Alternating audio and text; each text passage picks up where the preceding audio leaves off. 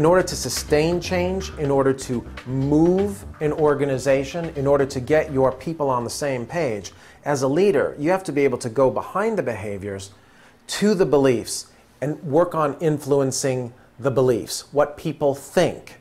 That, to me, is one of the keys to being a successful leader in this day and age. Look at the behavior and go underneath it to the feelings and the thoughts. So I teach them communication skills. I teach them how to coach, how to get under the behavior and get to the thought, because that's what actually drives us. It's the thought that puts us in motion. It's the fuel.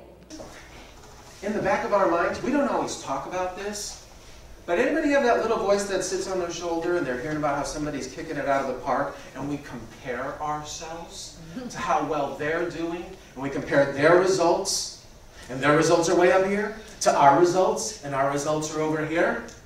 So what do? We go look for people that are getting results down here, and we hang with them so we feel good about ourselves, right? Or we have an awards banquet. We have an awards meeting, right?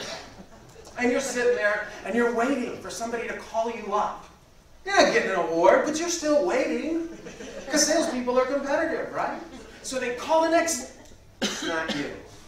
And they call the next, and it's not you. And every time somebody gets up to go and get an award, you're sitting there going, oh, that's great. That award's mine next year. She got it.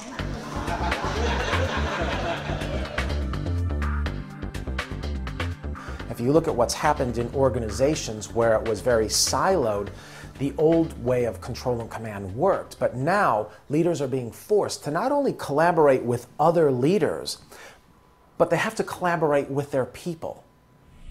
Every single one of you in this room is a leader. What does that mean? You have the opportunity to influence other people. You don't have to have the title of leader. To be a leader, all you have to do is be able to influence others so that people will follow you. You don't need a title of CEO or CFO. It's just by your actions. So what can you do as a leader? I'm going to invite you to embrace change. I'm going to invite you to lean into the change. Be open to the idea. Let go of the old stuff, because it won't get you the result. Those old beliefs will not get you the results that you need in order to go where you're going. All right? So the first thing is invite you to embrace the change. The second thing is to be a part of the solution.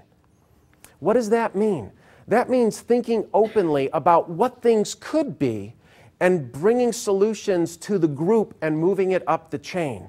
Your people will look at you to determine how they're going to approach RX for success, how they're going to approach change. That's the kind of influence that you have. So how are you looking at change? Are you open to it? Because your people are watching you. And they all know you're at a meeting. And they all know that when you go back, they're going to wonder, well, what's going to change now? I hope it wasn't a great meeting, because that means that things are only going to change for a few weeks, and then we can go back to the way we were doing them before, right? And if it's a really good meeting, then things will have to change for a while. I think the successful companies are the ones who can help an employee understand what's the uniqueness that you bring and how do you fit into the bigger picture. What's the purpose that's bigger than just an individual employee and their unique offering? How do we bring everybody together in this place and connect the employees to the marketplace? Because I believe that the companies who are successful in doing that going into the future will be the companies who are successful in the future.